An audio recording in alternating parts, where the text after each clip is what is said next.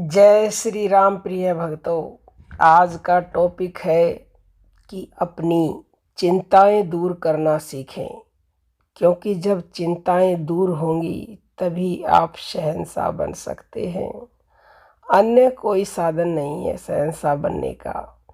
तभी तो हमारे संतों ने कह दिया है कि चाह गई चिंता गई मनवा बेपरवाह, और जिसको कुछ नहीं चाहिए वो शहंशाहों का शहंशाह।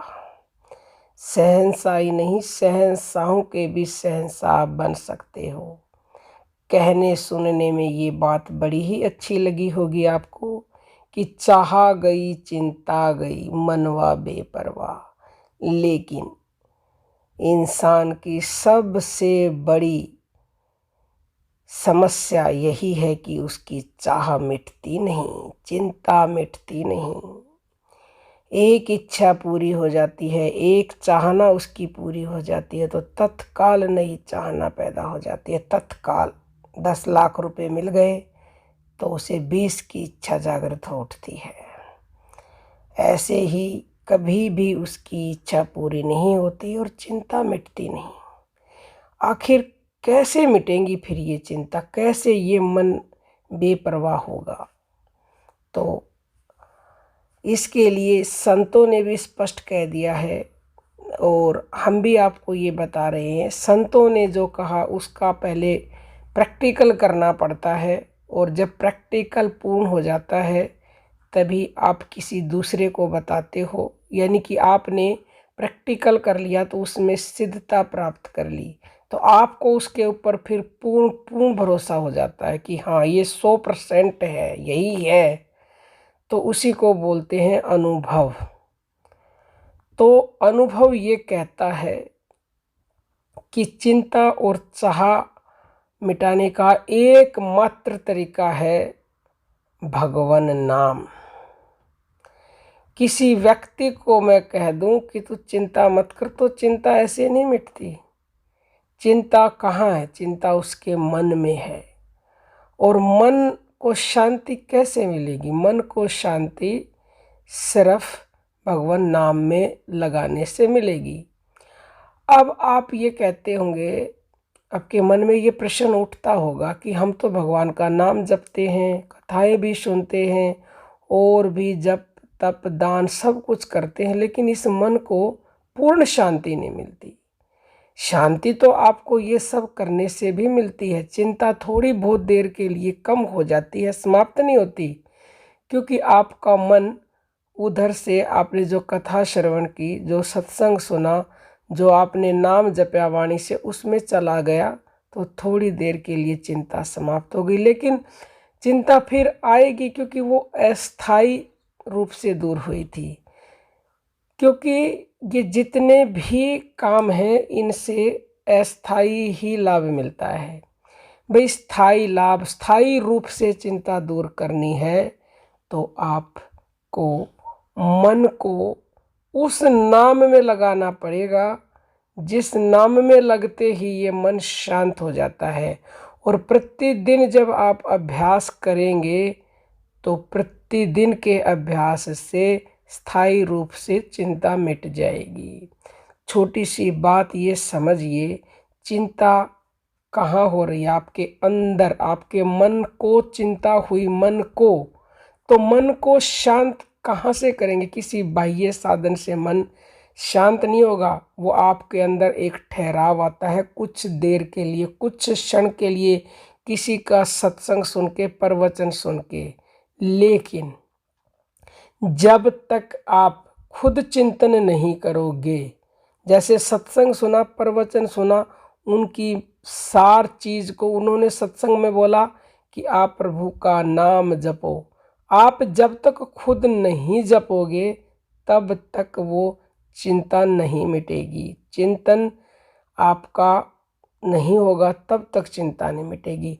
तो चिंतन करो, चिंतन करो, चिंता अपने आप मिट जाएगी। अब देखो, जब तक आपके मन में चिंताएं हैं ना, चिंताएं, ये समझ लो कि आपके चिंतन में कमी है, आप उससे पूर्णतः जुड़े ही नहीं हो। जिस पल जिस क्षण उससे आप पूर्ण रूप से जुड़ जाओगे, तत्काल चिंता मिट जाएगी। तत्काल हम जिस परमात्मा को बाहर ढूंढते हैं, वास्तव में वो परमात्मा बाहर नहीं है, और इसीलिए बाहर हमारा मन पूर्ण रूप से जुड़ नहीं पाता।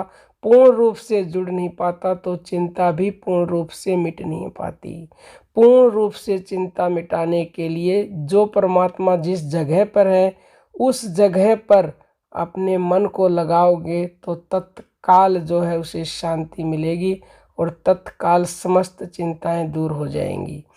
वो परमात्मा हम सब के भीतर है, जिसके लिए तुलसीदास जी ने कहा है कि घट में है पर सूझे नहीं, लानत ऐसी जिंद और तुलसी व संसार को हुआ मोतिया बिंद।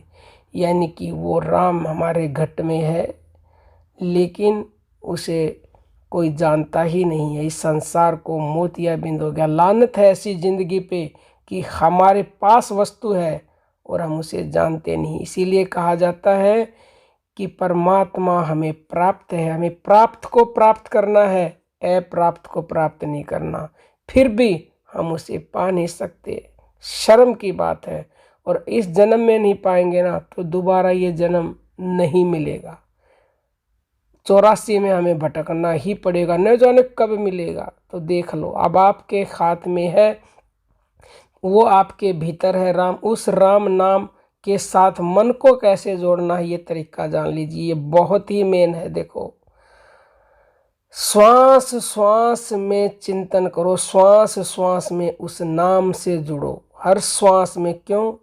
क्योंकि वो शक्ति हमारी श्वास में है। वो राम नाम हमारी श्वासों में, हमारे घट में, हमारे अंदर है। अंदर क्या चीज़ जाएगी भाई? श्वास ही अंदर जाएगी। उस अंदर वाले राम तक पहुंचना है तो श्वास ही एक रास्ता है। तो रास्ते, सही रास्ते पर जब चलना शुरू कर दोगे तो जहां वो है अंदर, वहां उस तक पहुंच जाओगे। श्वासों के साथ जुड़ना सीखें, श्वासों के ऊपर ध्यान लगाना सीखें, अपने मन को श्वास पर टिका दें और श्वास पर टिका करके निश्चिंत हो जाएं। सारी चिंता उसके ऊपर सौंप दें और आप निश्चिंत हो जाएं। जिस प्रकार जब पुत्र लायक हो जाता है ना, तो पिता अपने सारा कारोबार उसे सौंप करके निश्चिंत हो करके और वो तीर्थों पर चला जाता है।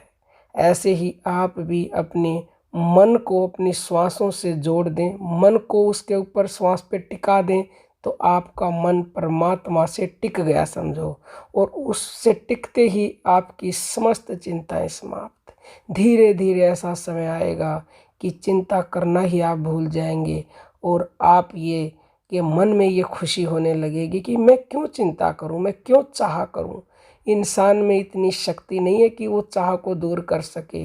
नाम की शक्ति से ही, परमात्मा की जब भक्ति से वह, उसका मन जब, ये बुद्धि जब सात्विक हो जाती है, जो ये जन्मों से दूषित है, प्रदूषित है और जन्मों के पाप इसमें भरे पड़े हैं, जब ये धीरे धीरे धीरे धीरे छटते जाते हैं, साफ होते जाते हैं, तो बुद्धि में इतनी समझ आती है, इतना विवेक बढ़ जाता है कि उसे ये समझ आ जाता है मैं किसके लिए चिंताएं करता हूँ, मैं किसके लिए चाह करता हूँ। खाली हाथ आया था, खाली हाथ जाऊंगा।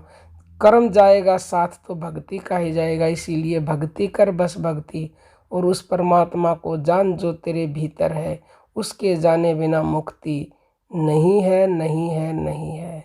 तो चाह चिंताएं सब उसी नाम को जानने से मिटेंगी और वो भी स्थायी रूप से मिटेंगी।